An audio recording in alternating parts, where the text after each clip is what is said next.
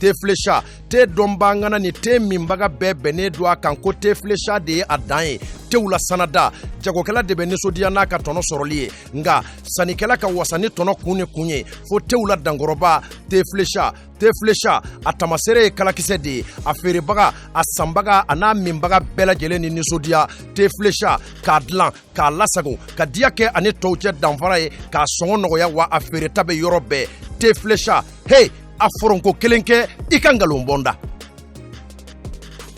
jus pressé an ka yiridenw bayɛlɛmalen k'a dilan k'a ɲɛ k'a timiya k'a nafa caya k'a sɔrɔ ɲagami t'a la kasa t'a la k'a lasagon karton kɔnɔ k'a bila a minbagaw sago la furusirikɛyɔrɔ ni kɔɲɔyɔrɔw la sumukɛyɔrɔ ni denkunikɛyɔrɔw la aw ye aw wasa don jus pressé la jus pressé k'a dilan k'a diya k'a suguya caya i n'a fɔ orange ni orange light cocktail ni cocktail light pomme ni ananas coco ni ananas gingembre mangue ni mangue passion ka fara goyavu kan jus pressé a ka di a sɔngɔ ka nɔgɔ wa a feereta bɛ yɔrɔ bɛɛ jus pressé minbagaw ni sɔnsuma ani dususuma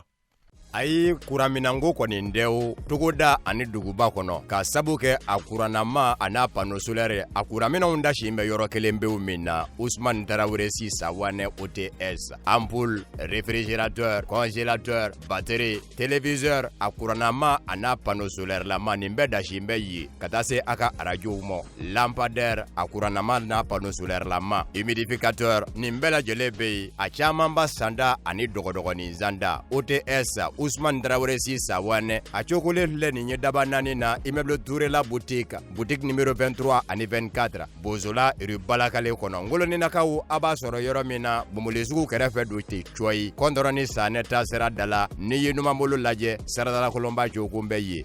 n'a mago jɔr'u la a bɛ se ka weleli kɛ 77 50 50 89 wali kelen 66 22 44 55 76 97 39 45 bɛ yen a bɛ se ka 76 21 53 03 fɛnɛ kɔngɔ. RHHM lajɛbagaw an kanubagaw bonjour à toutes et à tous bienvenue sur RHHM Buzz an minnu sigilen bɛ ka lajɛ nin wagatinin na an b'a fɔ ko aw bisimila aw ka émission mandi kɛnɛ kan RHHM Buzz avec mon comédien du jour Paracetamol. Yeah. Para. Yeah. Comment je veux dire? Ade. Ça va? Eh oui, bida. Ade. I say you Ade. Okay. If Ade. Hello, how are you? D'accord. You there? Tu dis Ade. Ade. Oh, you there? Everybody is here. Merci. Hello, everybody. Ade, oh, we are there. Aïe, mon para la vie. Aïe, mon fouille, femme. Ça va? Et bismillah. Voilà, ça va, alhamdoulilah. D'accord. Et tout, Meli. Tiens, nous. Merci beaucoup. Saranga tayoro jan amande me boko foni olu anga sponsor ye anga sponsor follow o te flèche te mignon te o bela jelena belebele bala fitini bala ni obore jus pressé jumi na suguru mancha a bere beneno akai anga santé ma ayasa aka blanga commentaire goro ni obore OTS Ousmane Traoré ele au mogu manager sokono mine fenfena aba besore télévision climatiseur olu ɲɔgɔnna caman ampoule a bɛɛ lajɛlen bɛ u ka boutique ka ca Mali kɔnɔ Mali kɔ kan para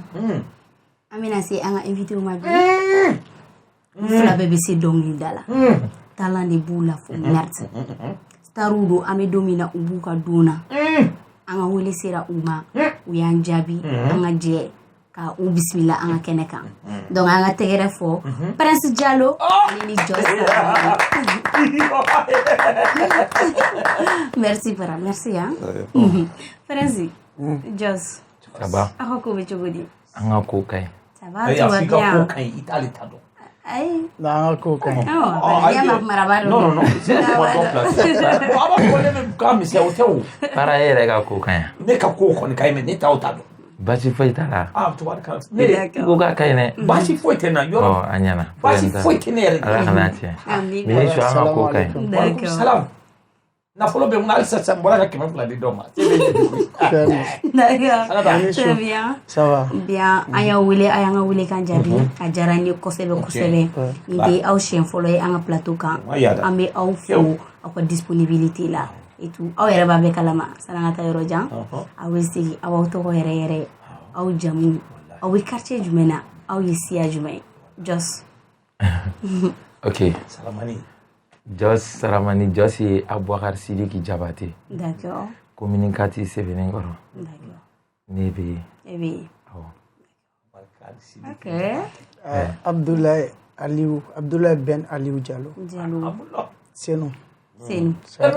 C'est nous. Diallo. D'accord. Bi sommaire la para ningali chama b'an bolo. Bon amna doni fo sommaire la awera donc question munu be non et tout. Jos Saramani ni tanti Oumou-Sangaré ka featuring na jogodi ay ngongo jogodi ko nunu ani le fou koko Jos Saramani mina bingini furu. Donc Jos Saramani ngako emi akilanta emi ola abono fo anye prince fana ka question la mo ko prince fana be ko chama na sisan ko bade bon jumambala ni foya ko tala doni bala abana awo qu'est-ce que kabe mo arnaquer réseau kawa ko kaujimia a convoqué ou je sais pas bon bref toutes les façons era système buzz nana o fana de kama ka dadi artiste uma mo be kuma munu fo aw ko fe aw yere fe la taille mi exactement aw bina awo o fo anyana et tout bon c'est ça ame de question yere kononana taille lenu niti aw chef fo le anga plateau ka messaging ka fo aw boni si sanche activité o be choguri wallahi Jos Jos foni la barkala yala barkala adam nani bite kele d'accord am se ka fo Dieu merci dongodo ala be ko do kay antu maskini mi tambolo kun d'accord nebe ala tanuka d'accord voilà wallahi abi doy facho wala o ngake abi doy c'est vrai kono ni bite kele ok yiri ni ji kera yiri koro a no kan aye quoi franchement donc en boli lavana ya ani angako choya utekele moi quand même je peux dire je remercie toutes les médias du Mali mais précisément RHM parce que de année signalé no ya RHM yere artiste de ne je sais bien que vous sego kan aye quoi ne kelente artiste be d'accord merci vraiment merci à vous aussi d'accord prince kaye en Jos Saramani be plateau kilenkabi obeka mukeila. Ah bon, c'est comme si on chaud parce que lui c'est un frère. Ok. On était il a fait un sur émission là. Ok. Nambora era un wole chama. Ok. Je peux dire que s'il y a des néné teri dagaouli tereke ou artistes là Jos Bala quoi. D'accord. Donc plateau lui c'est la famille. Non. C'est un vrai frère. Je peux dire. Comme moya bala. D'accord. Jos eredum. Qui terike idagaouli au bébé plateau kilenya. Oh yes. Non bon depuis ne affiché ne condamné quoi. D'accord. Ça va ni be fengli. Ok. Be fengli. Abe jouer kili. Mimi ko no kwa. Ala je be ngani ala. Mais mi soro. Elle min da encore et le wado. Aisha, abi kuma ni. Awa kunongela. Sino ne ka boli manchanga. Ni boli kelingele mununga anu be ngani. Awi nyoko. Ni sinu la ko. Waso so pa ba dirite. D'accord, pour la Jos. Ah. Anya ini tanti Oumou-Sangaré gerelu no nyokona ko sebe. Awi featuring ke et tout. Au début, ini tanti Oumou-Sangaré nyokondo chuguri. Kadaka ami dominer ko bi Mali musique icône badodo. Mali kono Dien Fantan nani bela jelenka. Ini tanti Oumou-Sangaré nyokondo chuguri. Loga kodo. Et sincèrement dit akadini amena quoi. OK. Mais ne tuma siginaye. A yeli la ni wakati la jango ko fitini take. OK. Ne ka star parce que ni na edro ne be complexe. OK. Ne ka mogodo be. Amidou Sampi et créa comme avec communication fin chamange. OK. Nga ko kadaye abin deme fin chamana. D'accord. Na yi ɲɔgɔn dɔ ka sɔrɔ a bɛ artiste dɛmɛ ka caya ala y'a kɛ n ka fɛnɛ ka ko diyara a y'i se kɛ n ye mais a nana dɔn na ko tante mun ka ko ka di n ye don dɔ la dɔrɔn a ye surprise kɛra e bɛ n ko bɛ ci la bon o bɛ bila n'a san j'ai besoin de toi e n ko DG mais ko ayi ko san c'est urgent n nana a ye n'a sigi a ka assistante ka bureau kɔnɔ n k'a ma kɔnɔ dɔɔni dɔɔni dɔrɔn a barila ka na bɔ ko ka na nana dɔrɔn ɲɛ bɛ mun sigilen na ala i kɛra cogo don fa ye ne kulela de ne kulela comme ça ne yɛrɛ sigilen dɔrɔn ko mun ne nege bɛ ne na ko ne b'a fɛ ka photo ta ko mais ko n bɛ se ka dɔnkili da n ko awɔ n ko ka di ne ye dɛ fo i ka baara b'i kɔnɔ wayi souvent i yɛrɛ t'a dɔn i bɛ min kɛ quoi a ye téléphone connecté dɔrɔn ne ye biti dɔ k'a la dɔrɔn ka dɔnkili dɔ da c'est ça que mɔgɔw y'o fɔlɔ bila réseau kan mais avec tout ça ne tun hakili tɛ fitiri na parce que ne ma sigi n'o ye quoi don la dɔrɔn a ye n wele a ko prépare-toi tu vas faire un duo avec Oumou comme ça Ahmed wele dɔrɔn a yɛrɛ de y'a yɛrɛ ka biti choisi ka di Ahmed ma Ahmed ye instrument kɛ dɔrɔn an taara lagare fɛ su kelen k'a kɛ k'a ban ne garan ko ye dɛ su kelen non sababu kan ka fɔ quoi d'accord ko in nana ten dɔɔnin n'a y'a ye featuring ni titiri ye Jarabi Nɛnɛ ye et tout i yɛrɛ ko a yɛrɛ de y'o choisi ne b'a dɔn ne ba tɛ ci o morceau in na a tɛ ci i yɛrɛ ka acapella fitinin k'a la dɛ donc ni jara trop kana to ne ka kari mɔgɔw na ko ne siranna bebe ni ɲɛ ne siranna Jarabi ni ɲɛ ne siranna bebe ni ɲɛ Jarabi bana ma ɲi ne se ma ko tɛ a ye fa dɔ na a ye fa dɔ na jatuma bɛ miiri ma ɲi bebe tun bɛ kalɛn kɛ ne na a tun bɛ bisu kɛ na ne se ma ko tɛ bebe ni non just a jara trop donc ni jara ne yɛrɛ tellement et tout félicitations ouais merci ça fait une journée 200 ou 300 000 vies une journée a jara maliyɛnw ye vraiment non félicitations merci an bɛ don min na i ko bi i ni tante mun cɛla bɛ cogo ye ouais sisan o kɔni kɛra famille ko de don den n'a ba parce que ne ye fɛn dɔ ye mama mun na bon n m'a fɔ a tɛ bɛɛ la mais o diyara ne ye kosɛbɛ parce que anw bɛ cogo min habitude so an n'an baw bɛ cogo min je vis que ne n'ale yɛrɛ bɛ se ka kɛ ten bon o ye accès di ne ma a ka sira libéré ne ye quoi a yeli man gɛlɛn ne bolo fosi fɛn bɛɛ kulonkɛ laisser dans quoi voilà complexité c'est comme si ni ba bɛ fɛn bɛɛ la quoi il y a bon o ye fɛn ba de ye n'i y'o sɔrɔ ni mɔgɔ cɛ quoi na daminɛ ni ye n jatigɛ dɛ ko n ye fɛn dɔ ye Umu fɛ ne yɛrɛ ɲɛna n ye ko dɔ de ye sa ala ko n ye fɛn dɔ ye Umu fɛ sera sabali ye comme an fɛ village la n'i y'a fɛ i b'a fɔ an ye siyɛn aw hakili ninnu tilennen tɛ kuma dɔw tɛmɛ n'i ka zɔnmɔgɔ ye d'accord Josi ye min fɔ a tɛ tɛmɛ o kan parce que para ça se voit hali tanti Umu a welelen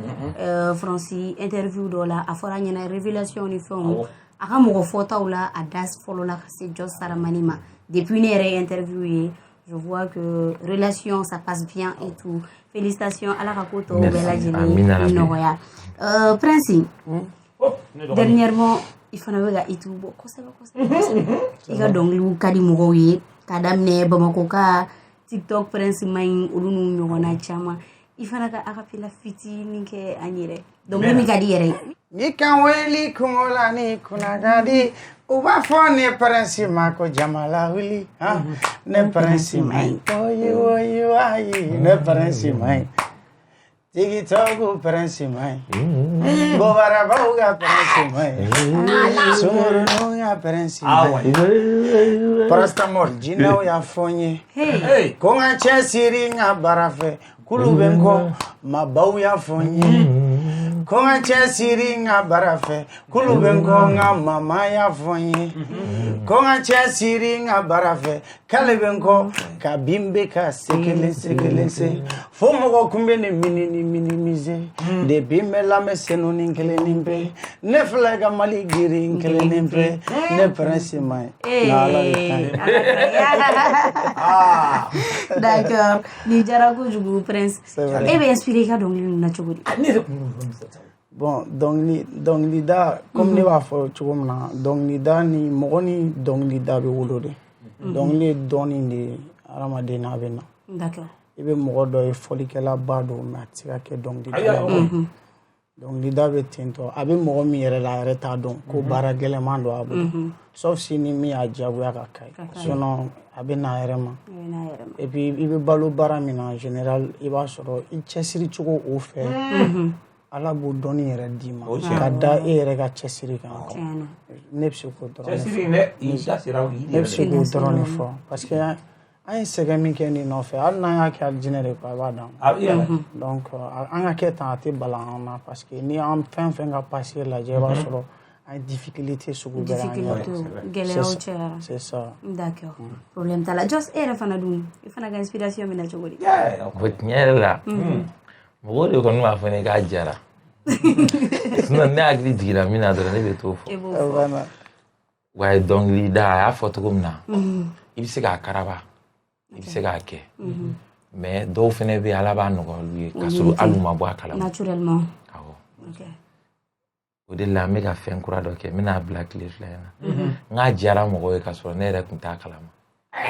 an tun bɛ k'a ɲini an ka lamɛn an ka sigida nin na an bɛ bɔ min kalama Faransi numéro baden bɛ k'an wele jaa diyara diɲɛ ko a ye ji tigɛ a ye ji tigɛ ko ye m'o cogo la quoi ne kɔni dɔnkili inspiration ko a bɛ na a bɛ shuru ka na a tɛ ɲini o a bɛ n'a yɛrɛ ma tuma dɔw la an kɔni ka inspiration mina k'a dɔn ɲɛgɛn de moi j'ai eu la chance une fois ka Josi ye studio la yanni an ka don ɲɔgɔn na et quand il chante c'est comme si a yɛrɛ tɛ quoi c'est comme si mɔgɔ wɛrɛ de don i n'a bɛ sigi tan mais n'a donna cabine kɔnɔ dɔrɔn i b'a a bɛ falen quoi il devient une autre personne et puis n'a ka son bɛ kɔrɔ a bɛ ja ka taa fɛ là c'est non a yɛrɛ ka tɔn bɛ ten a kana to n'a ka sekɔrɔ foyi yan o ka d'an ye dɛ mɔgɔkɔrɔbaw mago b'o de la an ka ɲɛf'i k'i ka taa Gunjɛ quoi ka taa dɔn n'an kan ka taa n sera nin jɛ dɔ ko i b'o fɔ sisan natankolon ninnu bɛ taa sugu Gunjɛ bɛɛ cɛ mɔgɔ n'a bɛ wolo d'accord ok o yɔrɔ la yan Prince i ka son dɔ i ye Kaw Jim tɔgɔ fɔ o rendez-vous son in bɛ ka polémique caman kɛ kun jumɛn de la i ye Kaw Jim tɔgɔ kɛ i ka son na Kaw Jim tɛ Kaw Jin Kaw Jin ok Kaw Jin ok et puis mais genre c'est comme si ni musicien jɔra jama ɲɛma a bɛ carte minnu latunu a bɛɛ b'a bolo mais e b'a ye ni ye cogoya min ye e b'a faamuya ni o de même vidéo la ne bɛ n kɔ fiyɛ k'u ka dɔɔnin dɔ kɛ on m'a dit que n y'a fɔ k'a bɛ bɔ ci bon c'est pas ça et puis ne de bɛ bɔ ka mɔgɔw mankan ci masa nɛni ni fɛnw na awɔ e tɛ sɔn k'o kɛ bon même si Kaw Jim ye an den de ye ne n'ale tɛ sinon ale ye ne den Jɔkɔrɔmɛ don paracetamol awɔ Kaw Jim ka den wuli la ne ye sɔn naani de si n den don na an den don an dɔgɔmuso fana b'a bolo an den don mais ne ni ale tɛ Kaw Jim voilà ne n'ale tɛ an Kaw Jin o bɛ si ka wo ti i ko Kaw Jin wo ti Kaw Jim ya Jin ye Jɔkɔrɔmɛ ye Jin o y'a yɛrɛ ka fɛn dɔ ye a ma ya voilà j'ai fait exprès ne m'a faamu j'ai pas compris o ye mɔgɔ wɛrɛ tɔgɔ de ye tɔgɔ yɛrɛ tɛ juste j'ai employé bɛnkɛ jinɛ c'est pour que ka kaw ye fulakan de kaw fulakan na Jin o bɛ se ka kɛ jinɛ o bɛ se ka kɛ Jin o bɛ si ka wo ci i ko Kaw Jin voilà n y'a dabɔ a kama mais ni mɔgɔ a yɛrɛ de ye polémique créer bɛɛ k'a fɔ ko a ye cɛ nɛni c'est ça ni mɔgɔw ma Mamu Diko burankɛ i ma nɛni ni i ni man ca jamana min kɔnɔ i jugu bi i tɔgɔla konin dɔ ta k'a kɛ koba ye d'accord problème min bɛ Kaw Jim ni mɔgɔw cɛ ne ka problème tɛ et puis an ye artiste de ye an bɛ bɛɛ fɛ an bɛ bɛɛ fɛ hali ni bɛɛ t'an fɛ hali ni bɛɛ tɛ an fɛ an bɛ bɛɛ fɛ bon fanga fana yɛlɛma kuma de bɛ fanga la mɔgɔ si tun t'a dɔn ko ala ka hinɛ IBK la k'a bɛ Mali mara don tɛmɛlenw na bon mɔgɔ tɛ Kaw Jin dakan dɔn ni a ta ye maliko de don dɔ la ala b'a wasa mali nɔfɛ donc anw tɛ se ka bila o mɔgɔ fasugu la et puis hali ni ne fa tɛ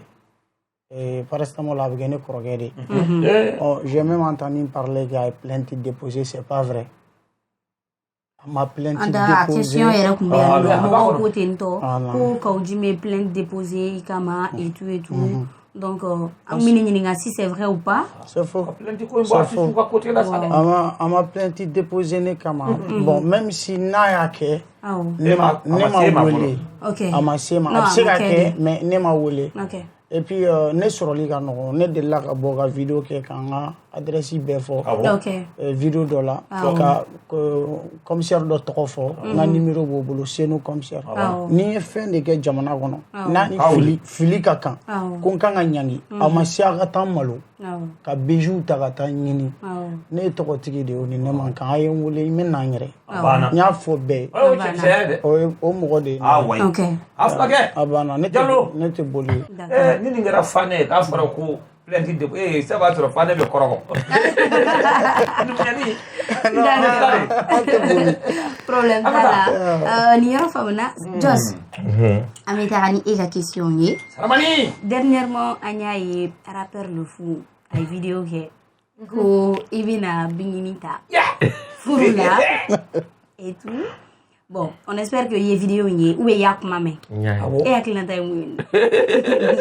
tu vois ko yɛrɛ ma ko quelqu'un lati quelqu'un para wa a bɛ taa ok muso de don quoi vidéo cɛ de quoi i y'a faamuya mais ne hakili la a y'a fɔ kulonkɛ de la quoi ok ne hakili la parce que a sɛbɛnma fana ka ɲi parce que e bɛ se dɔnkili fatɔ don dɛ sɛbɛlama ka ɲi e bɛ se dɔnkili da la o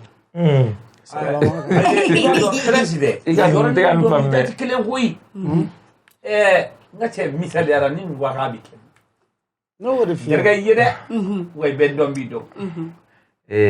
para ne y'o de fɔ quoi muso de don ne ye cɛ de ye quoi mais e t'a ta tu quoi ne t'e ta e bɛ ka min fɔ ne t'o ɲɛ dɔn quoi i y'a faamuya e ka tamati nin ye balawu de ye quoi nin wagati in na j'ai vu a degunna quoi bon lefu kunkolo ma lefu ka sɛbɛn ni kulonkɛ n t'a dɔn n'a bɛ sɛbɛn la n'a bɛ kulonkɛ parce que a bɛ k'i kɔnɔ kuma la a bɛ kulonkɛ la a sɔrɔ a bɛ sɛbɛn la kuma la fana a bɛ k'i kɔnɔ k'a bɛ sɛbɛn la a sɔrɔ a bɛ kulonkɛ la mais ne kɔni hakili la nin sen in a bɛ kulonkɛ la a ka denmisɛnnin yɛrɛ de ye n'i y'a ta k'a lajɛ quoi n bɛ n'a kɔrɔ kosɛbɛ bon a ka gɛlɛn mɔgɔ ka bɔ an ka yɔrɔ la e bɛ nin furu kelen kɛ wa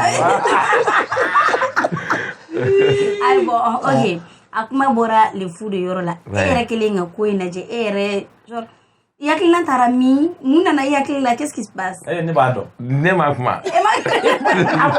kuma nka i miiri la i ma miiri n'a se ka kɛ sɛbɛn ye ten i y'a yɔrɔ de a wulila cɛ bɛɛ b'i bɛɛ dɔ ta bon voilà vas-y ne ye kuma dɔ de f'i ye n ko muso don ne ye cɛ ye quoi mais sincèrement dit o kɔnɔ tɛ ko bɛ n kɔnɔ a ma i y'a faamuya n bɛ se k'a fɔ bi bon ne bɛ se ka kuma n bɛ se k'a fɔ ne t'a si dɔn mais ça peut être que n kɔrɔmuso don comme a bɛ se ka kɛ n dɔgɔnin don ayi ko ka ca sa ko tɛ furu la ka cɛ kubulu kan yɛrɛ de o de la ne ko ne ye cɛ a ye muso ye bon kuma bɛ ban ye bon kuma parce que i b'a dɔn Jɔsi voilà e filɛ e bɛ dɔnkili da e tɛ kuma e bɛ dɔnkili de da aw ka kubulu bɛ ɲa kojugu i y'a faamu bon kɔrɔ mana i bila baara n mɔgɔ ye kɔrɔ y'i bila min na i b'o de kɛ ne f'i kɔrɔ de o paracétamol i bɛ se ka taa ni woro in yan sisan wa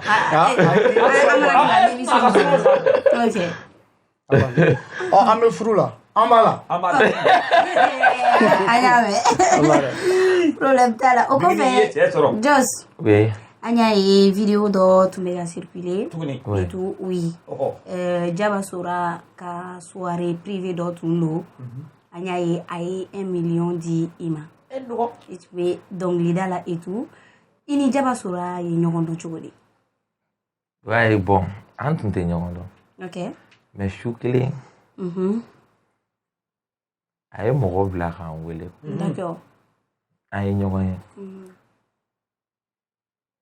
Ko n ka ko ka d'a ye, a y'a sɔrɔ a fɛnɛ ka ko ka di ne. Hey, misiki fa bɛɛ wa?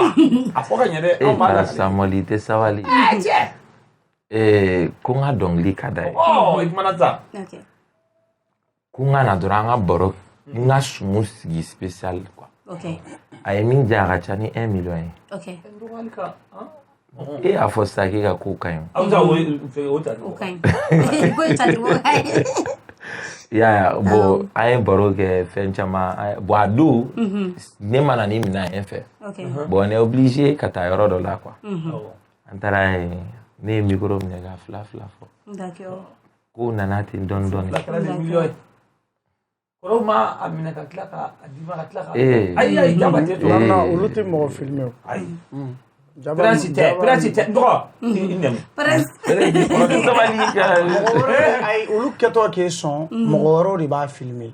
k'a bila quoi a bɛ taa a faamuna i da ma u t'a ta dɔgɔ kɔrɔ jɔsi tɛmɛ n'i ka jɔ mɔgɔ voilà bon kow nana ten a ye na diya kosɛbɛ n b'a fɔ quoi Sura ɲagalen ma ɲi. N'i b'a fɔ k'a kan fana lajɛ. Problème t'a la mais e ko k'e ka ko ka ɲi a y'o mɛn ka artiste o artiste voilà i ni Jaba ninnu ka ɲɔgɔn sɔnbaliya dan ye an ma ɲɔgɔn ye quoi. Ok. Mais i b'a sɔrɔ dɔ ka d'u ye spécial. Ne bɛ tɛmɛ a ka da la tuma bɛɛ nka n ti don. N'a bɛna fɔ n ka segin ta dɔrɔn Jaba foli don. Mais n'a ye hali circulation na a bɛ fo n'a ti dɔn. Voilà. Ne ni ka ɲɔgɔn ye sɔgɔli di kɔda la dɔrɔn n bɛ sin ka o bɛ se ka kɛ 1 million ye. A bɛna nɔgɔya. Nin yɔrɔ faamuna sisan an bɛ taga pause la. O la kɔfɛ ɲininkali tɔw bɛ na et tout an ma reposer dɔɔni. Sani an ka taa pause la an b'an dɛmɛbagaw fo ni olu ye. Teflecha, Jus Pressé ale ni OTS. On se retrouve juste après la pause.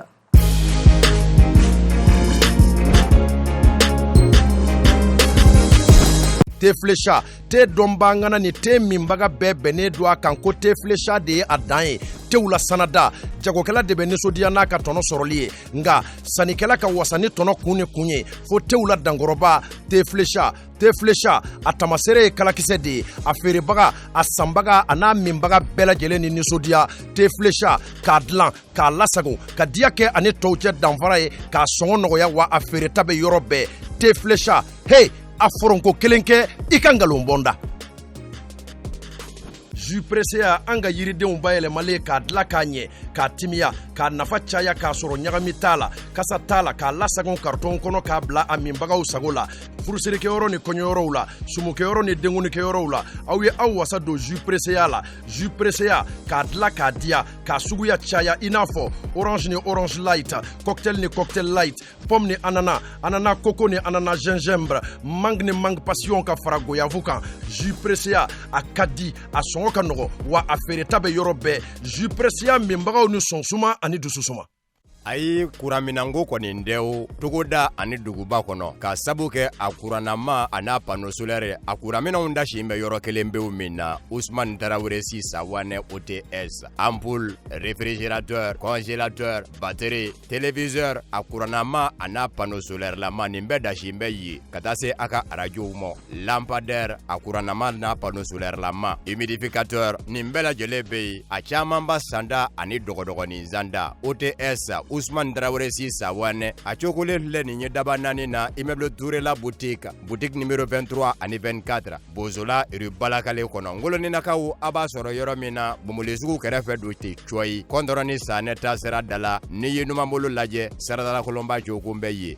n'a mago jɔr'u la a bɛ se ka weleli kɛ 77 50 50 89 wali kelen 66 22 44 55 76 97 39 45 bɛ yen a bɛ se ka 76 21 53 03 fɛnɛ kɔngɔ.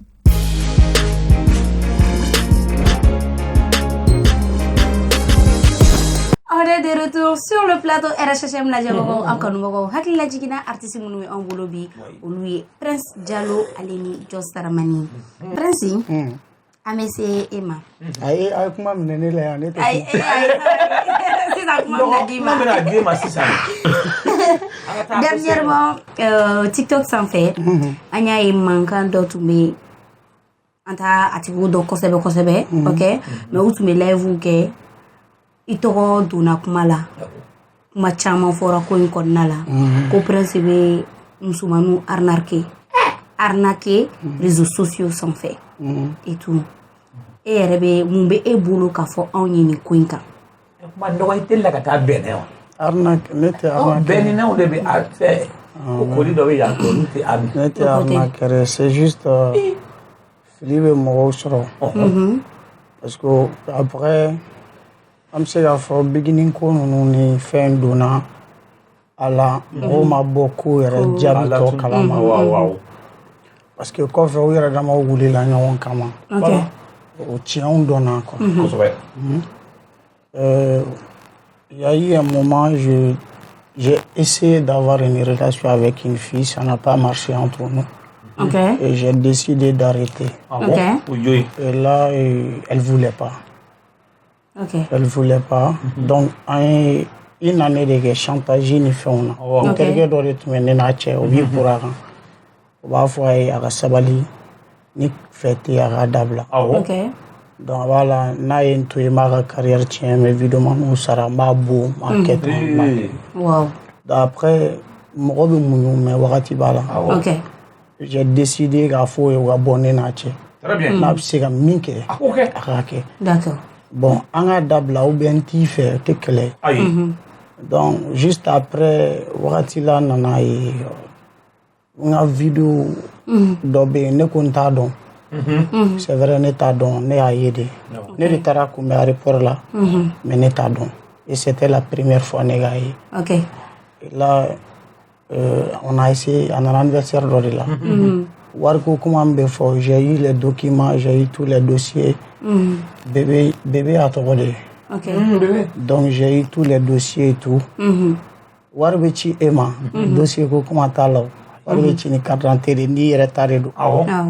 La fille elle a envoyé l'argent pour que l'appartement ne taille parce qu'elle devrait venir au Mali. On ne veut pas rentrer dans tous les détails. Mais u ye n poussé ka taa yɔrɔ dɔ de la. Yɔrɔ min b'a u bɛ fɛ ka ɲɛda kura dɔ de yira maliyɛnw na.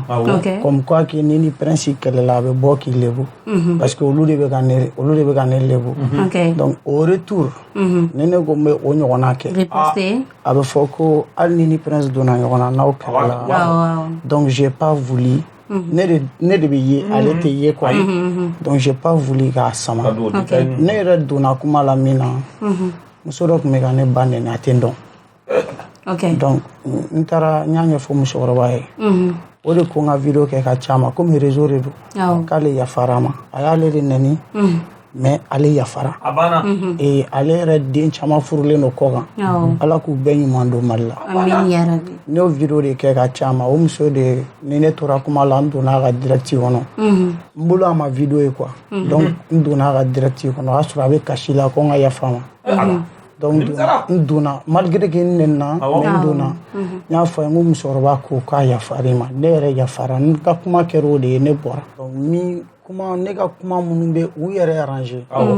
u y'o de ta ka tigɛ. A collé. Là après ils ont eu peur ko ne bɛ ka denni jolaŋolon photo publier.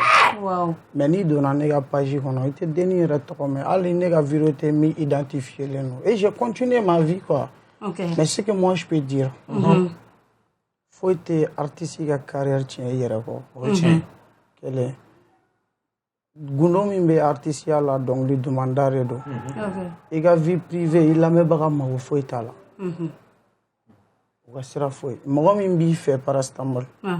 a b'i fɛ i jogo de kan. Mɔgɔ min t'i fɛ a bɛ ba i la i jogo de kan. Nin tɛ ne nege bɔ mɔgɔ si la nin tɛ ne yɛrɛ ja mɔgɔ si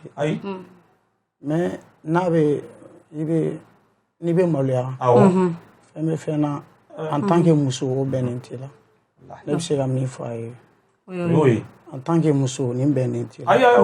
e tɛ se ka ne mangoya muso tɔw cɛ la e b'a dɔn e yɛrɛ ka taa a bɛ caman la na.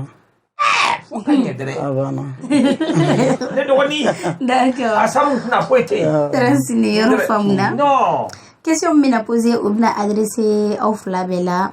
et tout. Au nyewe au yere ka carrière la chogodi dans 10 ans. Just. Ah, voilà. Il comment ne fait qu'un milliardaire. Milliardaire. Ok. Multimilliardaire. Multimilliardaire. À la Hanoa. D'accord. Président. Oui, dans 10 ans, bon, 100 ans, Rasurun Shimabulu, Akajala Rashin, Canadiama. Ame Ritimina. Nanturati, Amisika Kuchamanke, Antito Dome, Amichamanke.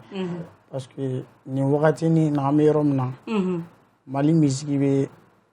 Angatani. An mɔgɔ damadɔni de bɛ dɔnkili cogoya kelen da comme tɔw tɛ yan an tɛ n'u tɔgɔ fɔ mais bɛɛ b'a dɔn an ka style musical ka surun an mɔgɔ kɛ ni minnu ka style musical ka surun ɲɔgɔn na bi Mali bɛɛ mɔgɔ tɛ anw kan parce que i bɛ kɛ an ka différence an ni tɔ ninnu cɛ olu ye capital rappeurs artistes de ye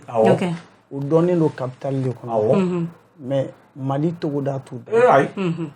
mais Bamako o bɛ se ka fɛn bɛɛ kɛ mais Ala y'anw chance ja burusi kɔnɔna ka dɔgɔn anw fɛlen tɛ yɔrɔ min na et puis an bɛ wuli k'u sɛgɛrɛ an t'an yɛrɛ bonya en tant que e bɛ ka vie a kɔnɔ e ma sa ni e y'an wele an bɛ taa an bɛɛ bɛ ten i b'a sɔrɔ ne bɛ taa yɔrɔ dɔ la a bɛ fɔ ko Jos bɔra yen a bɛ fɔ ko ne bɔra yen a bɛ fɔ ko Jenks bɔra yen i b'a sɔrɔ an bɛ munumunu an tɔw bɛ yen wa an ye dɔ tɔgɔ fɔ mais parce que n'o de bɛ fɔ ɲɔgɔn kɔ et c'est un big up à lui Jamine c'est un ami voilà an dɔ don ale y'an dɔ ye an fana fɛ en général an bɛ munumunu ten de donc ni anw tora tan an bɛ se ka ko caman kɛ et puis an ka dɔnkiliw tɛ kɔrɔ a bɛ san wa bɛɛ b'a lamɛn cɛkɔrɔba o denmisɛnnin o si jɛ sifin si bilenni bɛɛ b'a lamɛn an bɛɛ ye salifu de ye Jos m'a fɔ mais anw bɛɛ ye salifu de ye fo n'an y'a tiɲɛ Salifu Keita an bɛɛ ye salifu de ye don dɔ fɔ ka d'a kan e cɛ papa o k'i tɛgɛ k'a fɔ salifu bɛ nin kɛ ala o fɔ n'i ye salifu bɛ nin ko an ka taa minute papa ok an bɛ taa rubrique wɛrɛ la oui ou non Aïcha an ka tiɲɛ fɔ dɛ n'i ye nin ta o kɔrɔ k'i ye oui de ta awɔ n'i y'o ta o kɔrɔ k'i ye oui ta n'i ye dɔ in ta o kɔrɔ k'i ye dɔ ta n bɛna question min poser aw kunna sisan ni fɛn mɛnɛ i b'i jɔ donc débat de don bɛɛ da bɛ don a la et tout voilà aw yɛrɛ bolo artiste dɔnkilidala kan ka buzz ɲini à tout prix a mana kɛ buzz ɲuman ye a mana kɛ buzz jugu ye wa a kana nin di ne ma a mana kɛ cogo cogo quoi ka buzz ɲini ka k'i yɛrɛ kan ka ko ɲini mɔgɔw bɛ se ka kuma i ka cogo min ka actualité di i yɛrɛ ma o kan kan ka kɛ wa oui ou non aw kana a ye Jos ɲininka nin na parce que an b'a dɔn ne ye kɛlɛ na aw bɛ y'i laɲini de ne bɛ nana Ismaël a bɛɛ bi fɔ yan a ɲɛna ɔhɔ ni oui don i bɛ oui yira fɔlɔ Jos fɔlɔ ko min na i ko oui n'o fana fɔ an ye bon a ka kan i ka buzz ɲini a ka kan i ka buzz ɲini est-ce que ne y'a faamu voilà sisan question de artiste est-ce que i ka kan ka buzz ɲini wagati bɛɛ a kɛra buzz ɲuman ye o a kɛra buzz jugu ye o sisan n bɛna min f'i ye mɔgɔ n'i y'i nacogo dɔn i b'i taacogo dɔn wa i b'i sigi kuma dɔn quoi mais oui ou bien non a kan ka ɲini yan non a man ka ɲini non n'i ye non fɔ mun na non i b'a expliquer sisan non buzz ɲiniba bɛ komi bon n t'a fɛ ka don mɔgɔ gasi la parce que mɔgɔw balocogo tɛ kelen ye quoi e y'a faamuya fɛn dɔ ka di dɔ ye o ka di dɔ la o man di dɔ la moi personnellement ne yɛrɛ ni ye cogo min ye bonya min bɛ n kan kanubaga na sugu minnu bɛ ne na maloya bɛ ne na ka ye ko dɔ la mais denmisɛnninya la o tɛ kojugu ye e bɛ k'a faamuya ne de bɛ maloya k'a kɛ quoi i y'a faamuya ne bɛ taa cogo min na ne bɛ n jija o de la dɔrɔn mais ne tɛ sangala karaba fɛ quoi n kana tunu kuma bɛɛ n bɛ page la ne ka ko tɛ quoi ne b'a dɔn ne ye min ye ne bɛ togo min ne bɛ min sɔrɔ ala barika la quoi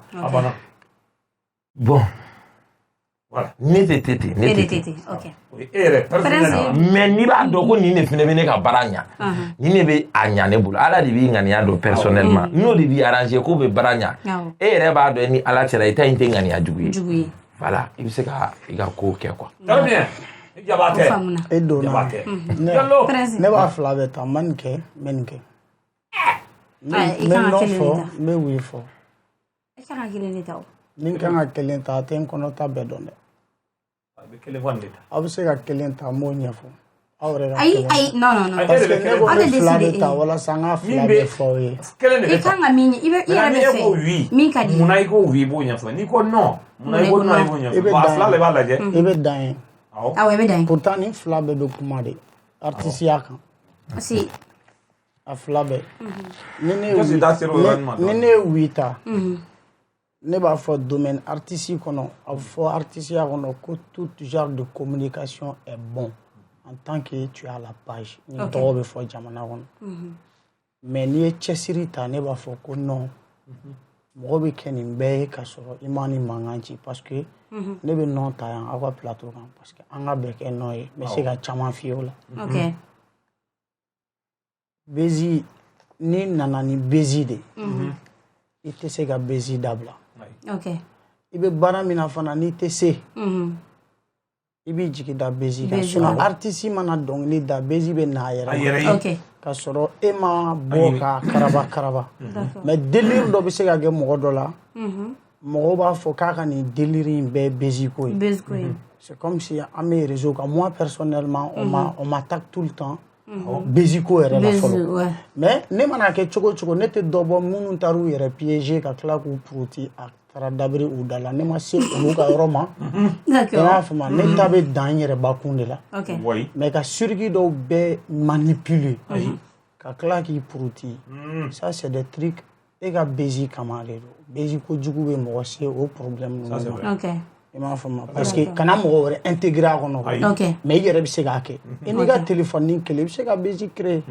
i yɛrɛ t'a dɔn a bɛ kɛ koba ye ne b'a dɔn Mali bɛɛ sisan ne Jurangolo mana golf tɛmɛ sisan bilahi bezi ko banna ye kana kɛ dɛ munna ne t'o kɛ parce que i b'a dɔn min na se i ma donc i bɛ bezi o bezi kɛ il faut calculer sinon tout genre de communication est bonne artiste la n'i tɔgɔ bɛ fɔ i ka to ka ye a ka ɲi artiste ma mais kɛcogo kɔni b'a la k'ale jateminɛ problème t'a la ni yɔrɔ faamuna sisan an b'aw di para awɔ donc aw se ka je jure de dire la vérité, rien que la vérité. Et qu'on y Ah, just. Il a fallu baby là. Qu'on fallait. Eh, parastamol. Il va faire comme ça. Fallait moi que. Fallait. Fallait moi. Il va gagner les gars. Parce que il a fallu baby là au côté. Angata. O kɔfɛ mun de y'i se MCA la i se mun kama de e sera MCA la tɛ janjo jugu tɔgɔ bɔ ne ka ko la ani yɔrɔ o ye fila ye dɛ sabanan ye min ye relation jumɛn bɛ i ni Papis ni Mumu ni Fofana cɛ falajɛ Papis ani Mumu ni Fofana e ta banna yan wala taa fɔlɔ san dɔ kɛra quoi an ka don ko kɔnɔ dɔɔnin voilà n'i kun y'a ye dɔrɔn i b'a ye siparatura de la quoi ne ni n terikɛ Wara Zambi an n'an ka musomaninw muso kun ɲɛna cogo cogo n'i kɔni tugura an kɔ an b'i ladon an ka bebe nin na an bɛ taa a tiga foyi t'o la mais ne nɔfɛ mɔgɔ ninnu de kun tulo jalen don kojugu oui souvent fo mɔgɔw b'a gɛn ka ma b'u la quoi mais olu ka vie de tun bɛ conseil di ne ma u ka vie tun bɛ ne ladon mode dɔ de kɔnɔ ka baro dɔ kɛ parce que ni ne tun donna olu ka mode de vie kɔnɔ ne tun ye dunan de ye ne dabali bɛ ban ne da wagalen de bɛ to quoi bon vie min b'o milieu in kɔnɔ kuma bɛɛ nana ne ka son dɔ de la ko bɛɛ n'i ka vie don bɛɛ n'i ka vie don ne b'a fɛ k'o kuma in de ɲɛfɔ diɲɛ ye mais il y a certains mots n'i ko k'i b'a fɔ cogo sugu dɔ la dɔrɔn c'est vulgaire. Faut ka kuma bila en cachette k'a fɔ mɔgɔw hakilimaw k'a faamuya e bɛ k'a faamuya o kuma de kun labɛntɔ don k'a fɔ fɛrɛ la quoi fali sɔrɔla ten ne quoi e y'a faamuya i m'a faamu ne kɔni m'a faamuya fali ye mun ye dɔrɔn a fɔ fali ye ka ɲɛfɔ n'a fɔra fali sisan mun kelen dɔrɔn fɔ dɔrɔn aw ka k'a fɛngɛ fali ye mun ye fali ye plage dɔ bɛ Samaya y'anw barokɛyɔrɔ de ye quoi an bɛ taga sigi de ka baro kɛ fo 22 heures e bɛ k'a faamuya an n'an ka jama an n'an ka faliw awɔ n'an tun tagara n bɛna bɛɛ de f'i ye quoi musomanin dɔw tun bɛ kɛ yen olu tun b'u yɛrɛ ye quoi u yɛrɛ ye ni mun b'u yɛrɛ ye non o fɛnɛ tɛ parce que degun bɛ dɔw se yɔrɔ dɔ la k'a sɔrɔ laɲini tɛ quoi voyager don mama tɛ so tɛ n'i ye n ka kuma tiɲɛ n b'a to n kɔnɔ dɛ e y'a faamuya olu dɔw de tun bɛ gɛrɛ an na bada la mais n terikɛ dɔw bɛ yen u b'a fɔ k'u ka bɔ an kɔrɔ parce que u bɛ taa u bɛ nin kɛ u bɛ nin kɛ dɔw tun bɛ sigɛrɛti min dɔw bɛ fɛn caman yɛrɛ kɛ ne de tɛ sɔn k'u kɛ bon u bɛ n'u sigi bon n'an dun bɛ baara la ne de bɛ to dɔnkilida la u gɛrɛ kun bɛ kɛ an na o ye quoi finalement u ni ne de diyara n'u b'a fɔ cɛ i ka fali ninnu kɛ ne b'a u tɛ parce que u bɛ sɔn ko bɛɛ ma quoi bon ne dun b'a fɛ ka vie min fɛnɛ expliquer ninnu ka sira de don ne terikɛ in ye mot min fɔ wa fali ni ne kulo jalen don u sɔn ko bɛɛ ma kuma nana ten dɔn e y'a faamuya kosɛbɛ sisan kɔni ne yɛrɛ kelen tɛ bɛɛ y'a faamuya e yɛrɛ aw y'a faamuya mun y'i cɛ ye fɛ ne bɛ yen dɔnkilida ni kɛlɛ de ne se e y'a faamuya dɔnkilida ni kɛlɛ dɔnkilida kɔni bi maa se concert kɛyɔrɔw ni jamu e ma ye ne y'a fɔ sisan ko ne tɛ bisi la karabalen fɛ yan parce que ne b'a dɔn ne ma ko ɲɛ sɔrɔ n'o ye quoi ne b'a dɔn ne bɛ ka taa cogo min na a bɛ ka sɔrɔ o tɛ quoi i y'a faamuya fo n ka nin kɛ n ka ye bon olu tɛ ne hakilinata ye quoi dɔ de tun bɛ ne ka dɔnkili dilan i y'a faamuya ne ye n ka dɔnkili banbali de sɔrɔ mɔgɔ dɔw bolo dɔnkili kura dɔ banbali ale de dun b'a dilan ne y'a ye a bɛ mɔgɔw kun wa o bada kelen o la i y'a faamuya u bɛ k'a a tigi nana ne kɛrɛfɛ a bɛ ka dɔnkiliw ye a b'a fɛ k'a yira ne na ne n'i ka mɔgɔw bɛ ɲɔgɔn dɔn quoi a y'i to dɔnkili zie la ne ka sɔn in banbali a y'a zie k'a yira ne na ne ko e ye nin bɔ min ne b'a dɔn a bɔra yɔrɔ min na quoi ne y'a tigi wele ka kuma a fɛ n bɛ se k'a fɔ n y'a deli quoi n ko nin ma ɲi nin bɛnnen tɛ an cɛ mais a ko n ma ko n bɛ ka dɔnkili min yɛrɛ fa ye k'ale t'a dɔn o ye dɔnkili min ye k'ale bɛ k'o dilan cogo di k'ale t'a dɔn o ye sɔn min ye ne ko karisa e de bɛ ka ne ka sɔn dilan ni e ko k'e t'a dɔn o ye dɔnkili min ye n ko o tɛ faamu dɛ ko walayi k'ale t'a dɔn ne kan bɛ min ma ne ko baasi t'a la c'est wa ka ɲi n bɛ taa dilan yɔrɔ wɛrɛ yɔrɔ kuma t'o la o kɔfɛ de ne de y'a ye jɔgɔ ye quoi a ko ko n y'a welelen mɛn kunun ko ni n seginna jɔgɔ wɛrɛ kan k'ale bɛ don ne da quoi an de b'o kɛ mɔgɔ la mɔgɔ t'o kan na e bɛ nin kɔrɔ da e bɛ nin kɔrɔ da kɛlɛ nana ten ne quoi o de digira ne na kɛlɛ sɔrɔla ten n m'o f'i ye dɛ kɛlɛ sɔrɔla ten et puis kaso ye fila ye quoi dakan b'a la mais dɔw b'a la ɲini e bɛ k'a faamuya sinon ne bɛ taa don min na quoi ne kuma la ko ne bɛ taa quoi est ce que e bɛ k'a faamuya ne kuma la ko ne bɛ taa quoi bon o ye parenthèse ye quoi non n m'a négligé dɛ ne fɔlɔ a bɛ ne kunna min jo kan o ye kelen filanan kow ka ca mɔgɔ y'i yɛrɛ ye quoi ne kumada la ko ne bɛ taa quoi ni ne kumada ne bɛna ɲinɛ an bɛ plateau kan e y'a faamuya tɛmɛ sabanan ne yɛrɛ terikɛ Sibo ba Falajɛ Papis ani ni minnu bɛ Jos lamɛn kosɛbɛ minnu Fofana ne ka ni minnu kun tɛ ni Espagne kɔgɔjida la n bɛna min f'i ye sisan i b'a fɛ ka mun de fɔ fɔlɔ relation mun bɛ mun ye n fa de quoi n fa de i ka diɲɛ fɛn fɛn de mun ye quoi ali mun ngo konte na bi mute na kwa Mun fo fana nie ka kolo ye kwa fo fana kwa a fitini fara bi ba ka ni ya nye fa fa kana jo ala ne bo fie kwa ne ba don kwa e apa ya ka nie ke wari ka nge sami ka dimi mona mo ni fiun kai mun fo fana okay e apa ya ne be mun ni don depuis ne be passer mine sotaramanta kata vieux Paris nɔfɛ radio Kaira la a ka enregistrer e bɛ ka faamu hein depuis o wagati il est là pour moi e bɛ ka faamu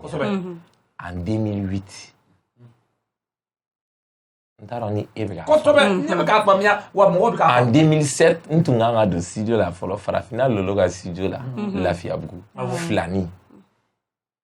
n tɛra ko n bɛ dɔnkili da a ka fɛn bɛɛ kɛ o y'a sɔrɔ ne ye 1000 de d'a ma sanni dugu ka jɛ quoi i y'a faamu sunkalo tɛ bon ne nana a ko ko cɛ k'e dɔnkili da cogo ma ɲi ko i y'a janya trop ko dɔ bɔ a la i k'a kɛ tan i k'a kɛ tan ne ko ne hakili la ko ne ye wari d'a ma quoi ja ne ka wari in tɛ foyi ya bon a fɛnɛ ne ka 1000 bɔ dɔrɔn ka di ne ma ko ne ka taa ale ta dilan ne kasira a ka deli la sa nka ka dilan depuis en ce moment mun nin bɛ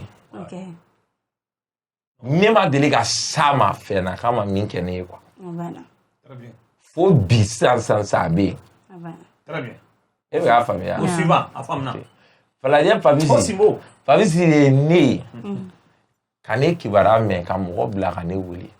ko n bɛ ka dɔnkili dɔ da ko janfa ma ɲi ale bɛ deli ka kangari de da mɔgɔw ye k'an ka sabali parce que k'ale taara Faransi ka Bamakɔ ye mɔgɔw bɛ don ale ka don o don k'u kungo falen tellement que hadamadenw tɛ hinɛ ɲɔgɔn na tugun i b'a fɔ komi nin tɛ balimamaw de ye bon ne bɛ ka kan min fɔ k'a bɛ komi ne bɛ k'ale ka message de fɔ diɲɛ ye quoi o de diyara ye a ye n wele k'a ladiya ko n bɛ siran min kan ko n kana b'o kan ka wari di yan ka tila k'a ɲininka ko mun de ka di ne ye ne yɛrɛla quoi ne ko sigi o tɛ e b'a ye mobili ka di ne ye ko fo ne bɛ sigi o mobili la a ko jeudi na n ye mobili di ma non i y'a fɔ cogoya min na Jɔsi Papisi a b'o kɛ a ye n wele a ko jeudi ko n kana mobili minɛ n nana ma da la dɛ parce que n tun bɛ se mobili la mɛ n dalen tɛ n yɛrɛ la min dɔnbaga fɛn fɛn dɔn n terikɛ fɛn fɛn o mobili boli n y'o bɛɛ wele n ye bɛɛ wele n'an ka ɲɔgɔn sɔrɔ Papisi fɛ yen an taara Papisi jiginna a mobili ni carte grise di ne ma a tila ka wariba d'a kan a b'o d'a kan fo bi quoi Papisi dɔn o don fo bi don o don a bɛ ko dɔ kɛ ne ye quoi mais kumaw an ye jeliw ye quoi i y'a faamuya ɲuman n'a fɔ dɔ ni ko dɔw bɛ nalen quoi mais kuma ma nɔgɔ ne bolo ne bɛ se la o ye ka dɔɔnin fɔ i y'a faamuya a ye min kɛ sincèrement di a n'a ɲɔgɔnna camanba de bɛ dogo la minnu bɛ nadiya ka kabako kɛ n ye ka sɔrɔ ma sigi n'a ye mobili di don a ma filime yɔrɔ dɛ o ɲɛna sisan an ka tɛmɛ a tɔgɔ Jɔsi ministre oui ne yɛrɛ ka Jɔsi dɔn a sɔrɔla ale Falajɛ Papisi ani n terikɛ Ala ka hinɛ na Ronald Guindo hali sisan i ka son bɛ ne ka mobili kɔnɔ n b'a lamɛn kuma bɛɛ ni bɛ voyage dɔrɔn n b'a lamɛn parce que an ka voyage bɛɛ la an b'a lamɛn ne yɛrɛ ko cɛ ko nin cɛ ka mun kuma ka ca dɛ ko fana ko nin y'a ka relation ba ye dɛ o yɛrɛ bɛ yɛlɛ aw artiste ninnu aw tɛ mɔgɔ ka fama ye n'a ma taa don a de dɛ a ka fama tɛ dɛ a wolofa yɛrɛ de don n y'a faamu minnu ko fana nin ye jabate ye maa ko fɔ minnu de wala o kelen de don an bɛɛ bi yan an bɛɛ bi yan o faamuna aw kana taa dɛ Jɔsi merci o faamu awɔ hali ni ma ne ta jɔnna ka ɲa ne b'a dɔn ayi ka di wa aw kana taa dɛ aw kana taa walayi mun ni ye Jɔsi kelen de ta ye ayiwa an bɛ e de la e fana ta ye kita bulon de ye non bon i farala kan quoi i y'a faamuya Abilaye Konate kita bulon parce que anti don fasada non on te soirée voilà mais kita blow Qui ouvre ça ayé dans horonya de la kosobe ayé dans fembela fembe c'est-à-dire moi beba donc nega bago ka bon mais nega fako nga bon kosobe ka teme nga bago kan parce que nega chorba kunte demsen inte korola kujugun donc ne b'a dɔn an mama bɛ anw diabo n'ale donna nataw la depuis n ka dɔgɔ hakilina bɛ ne la parce que a ma anw sɔrɔ joona ala ka hinɛ la ne ka levier san 8 de kɛ bana la mais ne ni kita bulo ye ɲɔgɔn dɔn ɲɔgɔn dɔn in kɔnɔna na a ye ne fa ka fa ye quoi ne ka cɛkɔrɔba banna mercredi lundi a y'a ɲininkali kɛ ne la k'a ka kɛcogo bɛɛ la ka na so ne y'a fɔ a ye a ma se ka na mais a sara k'a to a kɔnɔ parce que n'a 1 million ci ne ma ni n taara n ka levier ka compte Orange Money la m'a ye a b'o 1 million kelen de ci levier ma a bɛ taa so a yɛrɛ ye taa sigi a bɛ baro k'a fɛ a yɛrɛ ye farigan juguyalen a ye levier ta ka taa n'a ye k'a furakɛ a yɛrɛ ye o y'a sɔrɔ a ka gɛlɛn ne bolo dɛ donc a kɛra ne fɛ quoi ale fana ye n kalifalen don levier kɔfɛ bi ne kalifalen don ale de la ne ye studio kɛ ayi a tɔgɔ la k'a clip kɛ a tɔgɔ la ne bɛ mɔgɔ fasa da mais kɛcogo de b'a la Konate wallahi kala ka sara bi n fa don Konate filanan mun de la ko e tɛ fitinin kɛ ni senu ka denmisɛnninw ye pour que u fana ka dɔn i n'a fɔ e dɔnna cogoya min na n y'a demandé yɛrɛ don tɛmɛlenw na senu ka den bɔ kuma ne ye AMNJ tɔgɔ fɔ n ka sɔnna senu artiste ba de don ne bɛ AMNJ dɔn mais ne tɛ Fugenji dɔn et je vais me profiter de ça k'a f'u ye denmisɛnninw bɛ ne bolo senu rappeur denmisɛnninw bɛ ne bolo minnu bɛ se dɔnkilida la dɔw yɛrɛ ka mixtape bɔra n ye video k'a la ne de y'a ɲini u fɛ ka gɛrɛ u la wagati tɛmɛlenw na mais bi olu de kan ka gɛrɛ n na ni min ma na ne tɛ se ka gɛrɛ o la parce que fɛn o fɛn bɛ yen u b'a dɔn ni ala cɛ ko talent b'u la ne bɛ sɔn bɔ wari di dɔw ma i y'a faamu n bɛ dɔw ka concert n bɛ n jɔ ni u ka salle ye n bɛ dɛmɛ u sera ne ma dɛmɛ o dɛmɛ na n y'a kɛ n'i sera ma ni dɔnkilida ye ni n kan k'o k'i fɛ n b'a kɛ mais i fitinin kɛ ɲɔgɔn fana olu ma olu tɛ senu ka dɔrɔn tɛ dɛ baarakɛ ɲɔgɔn wolo ma a banna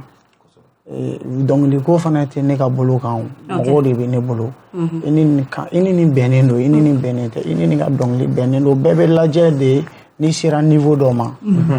mɔgɔ tɛ kɛ kogo ye Mali la bi an bɛɛ k'an cɛ siri an b'o fana f'u ɲɛna quoi u k'u cɛ siri voilà sinon u sera ma fɛn o fɛn na an b'a kɛ o faamuna i Jalo laban i ka dɔnkili dɔ bɛ yen ne donna ne tun bɛ k'a lasa ko mɔgɔw bɛ ka TikTok ni kɛ n'a ye a ye kɛnɛ bɔ tan b'a k'a don voilà sisan e k'i kan a daminɛ ni fɔ tan dɛ ne jitigi matigi don cɛnterikɛ bɔra janga fɔ a ye kɛnɛ bɔ kaba ka don kaba n'a ka jugu famori ka don kaba n'a ka jugu famori fa ka don cɛnterikɛ kaba tɛ sɔn a ye kɛnɛ bɔ tanba ka don taba n'a ka jugu famori ka don taba n'a ka jugu famori fa ka don cɛnterikɛ tanba tɛ sɔn kɔmandan tɛ sɔn narina kɔmandan man ɲi a ye kɛnɛ bɔ solomani ye solo ni marifa jugu ka don bala ni jugu fa marifa ka don cɛnterikɛ bala tɛ sɔn tulubaratigi woroki y'a fɔ segukaw ka ɲɛbaa b'i fɛ jaba ka fɔ bamanankɛ y'a dɔ fɔ ne denw ma ɲi Mogolong baliti don ne paransi mai. To question go ode kan ko ye jina dongli Gina utawari do. voilà ki ye jina o mabalima ya ibi do ala de wa Ne jina de. Okay. Sabe. Okay. Isi. Tengah sama lama. Kama ile mafo. Parastamol ne ma fɔ ko kunna fɛn dɛ. Ne yɛrɛ prince ye jinɛ de. Okay. Bɛnkɛ wala a ɲɛfɔ an ye O tɛ se ka ɲɛfɔ plateau kan parastamol. mais i y'a fɔ k'i ye jinɛ ye yan de jinɛ N min ye ye nin ye yan mɛ n ye sugu fɔ yan fana tɛ se ka kɛ dɛ. Ne kɔni ye nin de ye. Okay. Mais k'an sugu fɔ n ye minnu tɔgɔw fɔ komi olu de dɔnnen don an fɛ yan narendenw ninnu u caman dɔnnen don kunnafɛntigiw n'u bɛ baara kɛ ɲɔgɔn fɛ donc n y'olu de fɔ sinon dɔw b'a la minnu tɛ yan mɔgɔw t'u dɔn yɛrɛ mais an k'a dɔn ala ye adamaden ni mɔgɔ jinɛw de dan dugukolo kan u bila u k'ale bato donc ni dalen don la da la fana ko mɔgɔw bɛ yen minnu fana b'u dɔn. Okay. donc ça veut dire que min fɔra o ye tiɲɛ ye jinɛ dɔnkili don mais a tɛ se ka ɲɛfɔ minnu t'a faamu f'i ka labila fɛn dɔw la i ka mɔgɔ dɔ ka du gundo mɔgɔ dɔ gundo parce que hadamadenw fɛnw fana don danfɛnw de don n'i ko i b'u ɲɛfɔ yɔrɔ la i ma labila yɔrɔ min na a bɛ se ka kɛ ko dɔ ye minnu ni olu t'o faamuya mais ce que je peux dire que ni min ma da jinɛko la i ma da la ne t'i tɔɔrɔ i kana da la yɛrɛ mais a bɛ kuranɛ kɔnɔ ka hadamaden ala ye anw ni jinɛw da an ka bato suratul jinni yɛrɛ b'a kɔnɔ a banna o ye tiɲɛ ye donc c'est ça a faamuna ministre Oui. C'est bon? ko jinɛ don D'accord. min t'a ma Merci, Para. Allez, tout C'est bon. gentil. Elle est dans l'île Même ta côté. faute. Eh, Para. Ici, il y avait pas une nari. N'a ouais, pas ouais. de bien. Elle t'a gentil. Il était dans les tout. D'accord. Merci, merci Para. prince merci Jos b'aw to ministre bolo D'accord, problème ma t'as là. banna para i ka woro min kan ka ta biginiko la voilà a an yɛlɛmana ka yɛlɛma yan fɛ ninnu ka kɔrɔ le fu vraiment an y'i ka kuma mɛn mais komi ko dɔ ye bigini sɔrɔ nin wagati in na a tɛna da artiste cɛman yɛrɛ la tugun donc anw bɛ yɛlɛma yan fɛ nin bɛ kɛ kura ye ala sago i b'u ka so a banna woro min fɔ woro nɔgɔ don n bɛ taa n'a ye n bɛ taa n'a Merci, ye Prince. jɔsi ni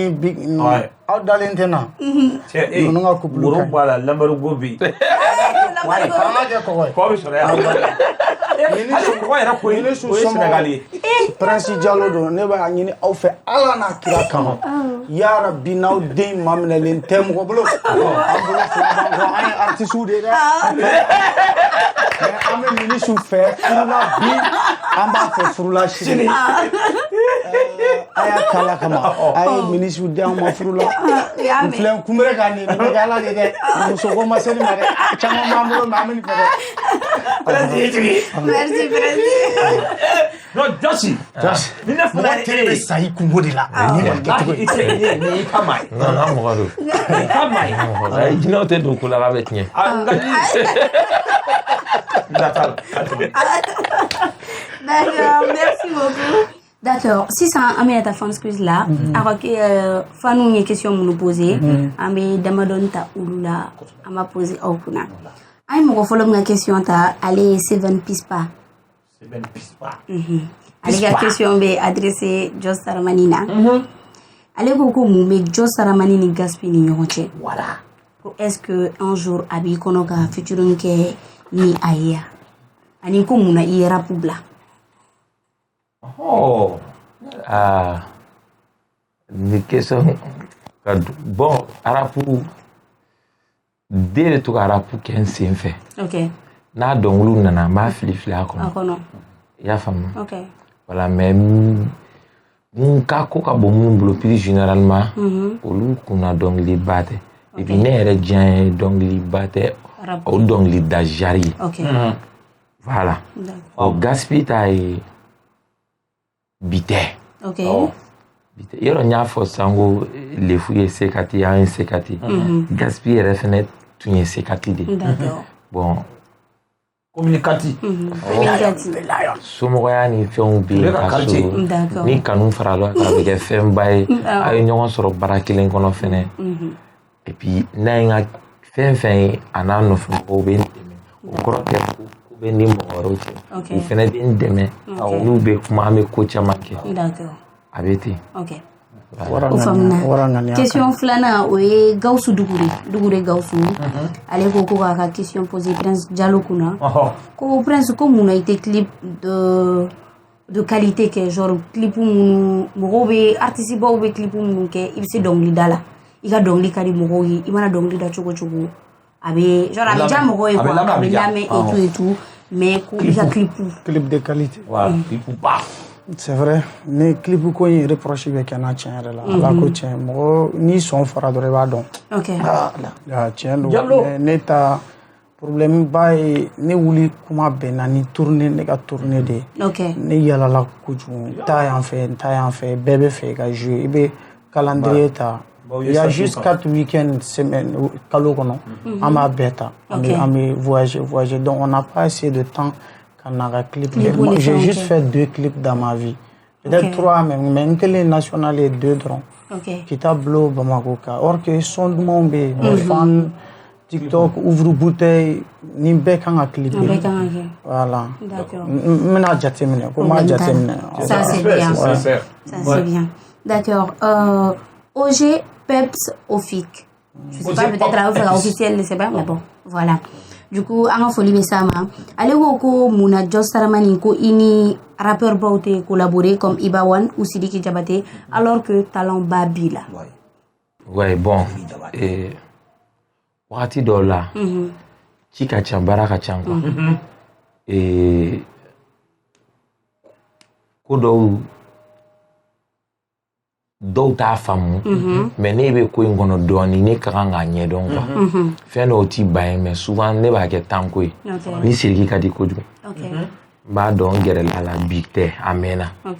grâce à lui n gɛrɛla Iba fɛnɛ na n y'a dɔn siɲɛ dɔ la yɛrɛ n ye fitinin ɲini Iba fɛ a mɛnna 2010 ou 2009 a sɔnna yɛrɛ a ko n ka na kan ka da ne de tun tɛ moto sɔrɔ ka taa nɔfɛ n'a tɛ yen quoi o mɛnna quoi c'est pas parce que ko de bɛ ne ni dɔ cɛ ou bien ne ni dɔ de ka di ne dɔ mais non n'u bɛɛ ka di n'u bɛ ɲɔgɔn ye visuellement voilà baasi foyi tɛ ne kɔni bolo a bɛ kɛ d'accord Bala Koyita corrélation jumɛn bɛ Prince Diallo ni Lil Iba ni ɲɔgɔn cɛ Lil Iba ouais bon c'est vrai Lil Iba fana c'est la famille parce que Iba kama moi mɔgɔ ni Iba ka surun i b'a sɔrɔ caman bɛ gɛrɛ ne fana la ne bɛ gɛrɛ o la voilà je vais me profiter de ça aussi bon hali gaspille fana mɔgɔ minnu ni gaspille ka surun en général dɔw fana ni ne ka surun Zilo c'est un peu cɛ an ma Zilo fɔ da Zilo bɛ kɛlɛ kɛ dɛ Zilo ya golfu kamalen kuntigi voilà donc c'est toujours comme ça ne ni minnu ka di artiste kɔrɔbaw fana la gaspille ni Iba de ka di ne kosɛbɛ mais ne ka Iba ko de ka bon ni gaspille bɛ ne la yɛlɛ kɔ da parce que a ŋani a kan n'ale y'i minɛ a y'i minɛ d'accord voilà n'a y'i bila ok question là-bas opposera Marshall Titino all time ale ko est-ce que ça sera possible un jour off la featuring Kia cɛ o bɛ kɛ koba ye dɛ o bɛ diya si o ka di an yɛrɛ nin ka k'a kɛnɛ ye on vous promet de faire un featuring Inch'Allah baara banna an t'a fɔ k'a bɛ nale yɛrɛ n'an y'o fɔ o bɛ n'a fɔ an y'an profiter u ka kuma fɛ a tigi tɔgɔ Marshall Titino i ka sɔn bɛ nalen an ka tɔgɔ yɛrɛ fɔ a kɔnɔ Marshal Titino voilà Marshal Clément fo ka ca dɛ mais Marshal de voilà tɔgɔ fɔra nka Marshal i ka fɛn c'est comme ne fali pupa ani kofi bila ka featuring kɛ hali yɛrɛ b'a dɔn k'a ma bɔ daga la a ka di quoi n'a y'an fila ye dɔnkilida la kɔni ti san bien kɛ a bɛ kɛ fɛn duman ye o de la an ko mɔgɔ k'i featuring kɛ ɲɔgɔn bolo ma parce que ni dɔn ka couleur man kan on me dit tout le temps pourquoi tu fais pas featuring avec Iba One ne ni Iba ka dɔnkili tɛ ɲa ne yɛrɛ kunkolo la les gens donnent mais ani ne ka dɔnkili tɛ ɲa an ka tendance tɛ kelen ye an ka ala voilà o de la mais avec ça donc a featuring Titri ne b'a fɔ jarabi don an mɔgɔ minnu bɛ fɛ ka émission dumanba in lajɛ aw bɛ se k'a lajɛ Renouveau TV sanfɛ dimanche o dimanche 19h wagati o redivision o ye mardi o mardi 18h ye ni a y'o jɛ a y'a lamɛn Renouveau radio so sanfɛ 19h wagati ni a bɛ fɛ ka RHHM mɔgɔw an ka t-shirt walima an ka casquette san a bɛ se k'an wele 78 00 24 24 walima ni a bɛ fɛ k'an sponsoriser fana a bɛ se k'an wele 71 44 12 08 an tɛ sɛgɛn an tɛ ɲinɛ an b'an ka sponsorw fo ni olu ye Teflecha jus pressé ale ni OTS ye émission bɛ ka se a kuncɛ ma awɔ madame Jabate fana bɛ fɛ ka bolomafara di a bɛ se ka nin wele turuko in na paracetamol wele n ka Orange Money numéro sɛbɛn Orange Money numéro bɛ yen merci Francis madame Jabate a minute wala ok d'accord madame Jos an ka kumakalama ye jumɛn ye RHHM Buzz Plateau sanfɛ kuma laban i bɛ furu in na an bɛ ka tigɛ an bɛ ka kuma o tɛ kɛ même pas non i fana k'i ɲɛsin jama ma cɛ de ye muso ɲini furu la an bɛ bɛn a la de yan'an ka se n'a fana k'i bila sira a fɔ k'i bɛ taa fɔ so fɔlɔ n bɛ taa fɔ so ka na a muso t'a yɛrɛ ji n bɛ taa fɔ so problème foyi t'a la ok awɔ donc an ka foli ka laban mais presque bɛna fa olu de la an content na sincèrement dit a diyara ne ye kojugu ala k'an bɛn an ɲɔgɔn caman ma si très bientôt inchallah j'ai un nouveau clip son kura clip kura n bɛna tugu ɲɔgɔn na quoi minnu b'a fɛ k'an ye u bɛ se k'an suivre sur YouTube Jos Ramani officiel d'accord numéro ko fana dun ni mɔgɔ mago bɛ na i bɛ se k'an sɔrɔ 73 57 74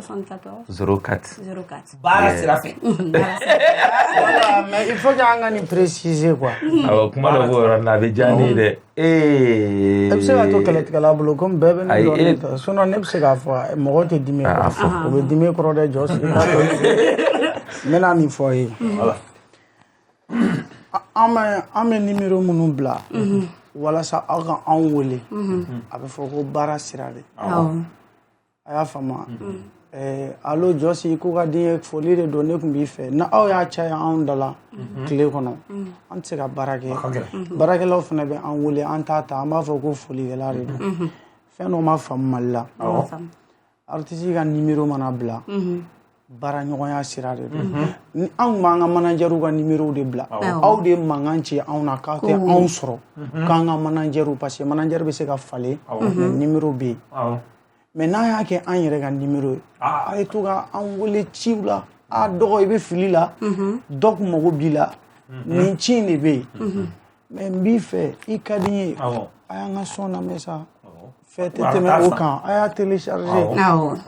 hali n'a b'a kɛ a ye dɔɔnin bɔ a la i terikɛ dɔw b'i wele ko dɔ b'i kɛrɛfɛ i ka da i jɔ k'i passe a ma n'i y'a kɛ ne la siɲɛ fila ne b'i bloqué parce que i sɛbɛ ci mana na i bɛ ne wele ne tɛna ta e ye passelikɛla de e tɛ fini passe la mun ne kuruli diya ye donc ala kama numéro ninnu dikun de ye baara sira ye ni kanu sira de don a y'an ɲini an tɛ da su fɛ o a b'an sɔrɔ bu yɔrɔ dɔn bon ne bɛ se ka min fɔ k'a fara kan o ye whatsapp ye tellement que a ka di ne ye k'an kanubagaw la nisɔndiya mais bɛɛ t'i faamu quoi bon parce que souvent minnu bɛ message ci ma u bɛ ɲinɛ k'a fɔ u ka téléphone b'u bolo cogo min na k'e ta tɛ ten quoi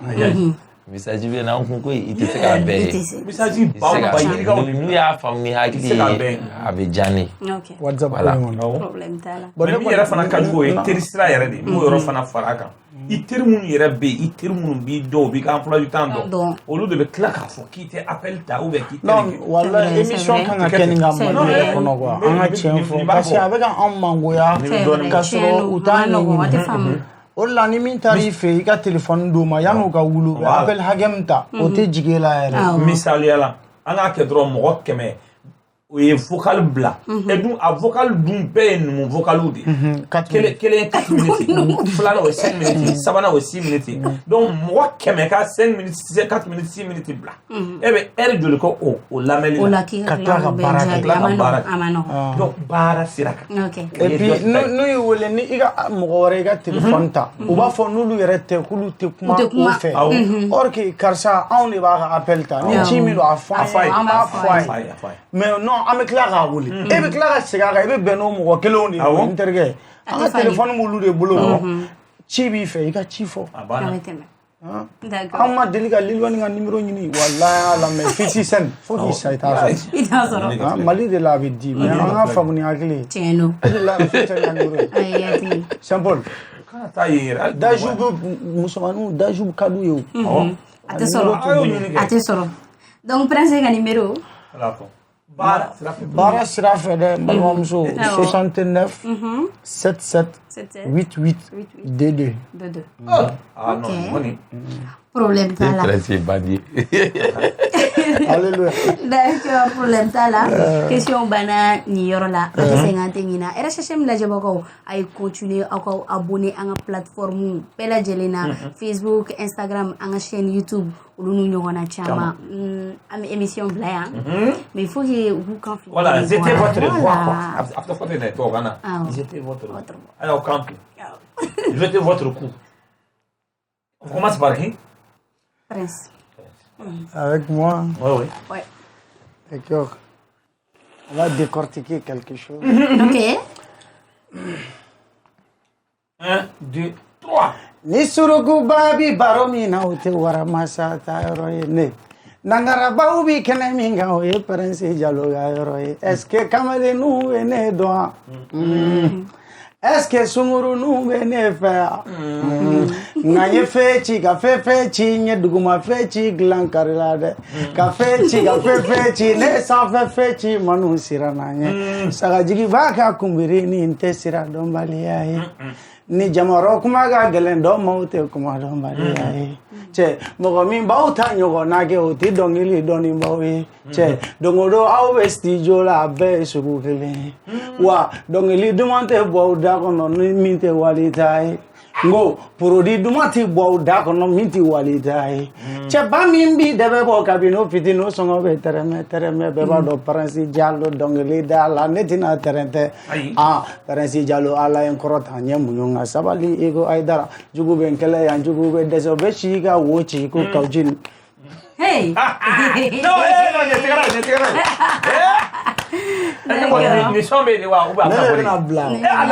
je pense qu'à blala d'accord ni sabali bɛ na caman ye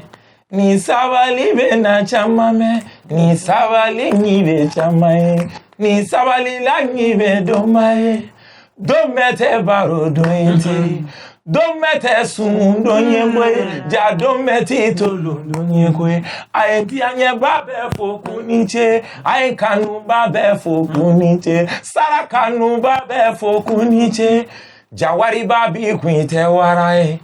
sanuba bi kun tɛ wara ye hali ni ɲɛmɛ bi fɛ tɛ wara ye i ka hɔrɔnya de bi kɛ wara ye a y'a fɔ mun ni ye ka ni ce ne y'a fɔ fana ye ka ni ce na ye n ka mun ni ye ka ni ce a ye kunbaden fɔ n ye ka ni ce a y'a fɔ n ka mun ni ye ka ni ce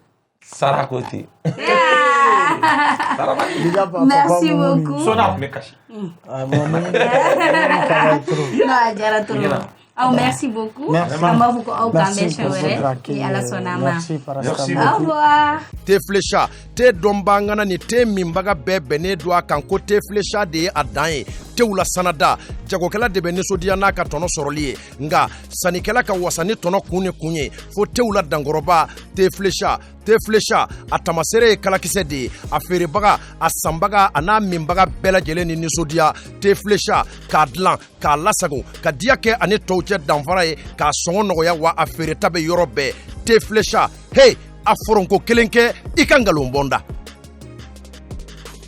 jus pressé an ka yiridenw bayɛlɛmalen k'a dilan k'a ɲɛ k'a timiya k'a nafa caya k'a sɔrɔ ɲagami t'a la kasa t'a la k'a lasagon karton kɔnɔ k'a bila a minbagaw sago la furusirikɛyɔrɔ ni kɔɲɔyɔrɔw la sumukɛyɔrɔ ni denkunikɛyɔrɔw la aw ye aw wasa don jus pressé la jus pressé k'a dilan k'a diya k'a suguya caya i n'a fɔ orange ni orange light cocktail ni cocktail light pomme ni ananas coco ni ananas gingembre mangue ni mangue passion ka fara goyavu kan jus pressé a ka di a sɔngɔ ka nɔgɔ wa a feereta bɛ yɔrɔ bɛɛ jus pressé minbagaw ni sɔnsuma ani dususuma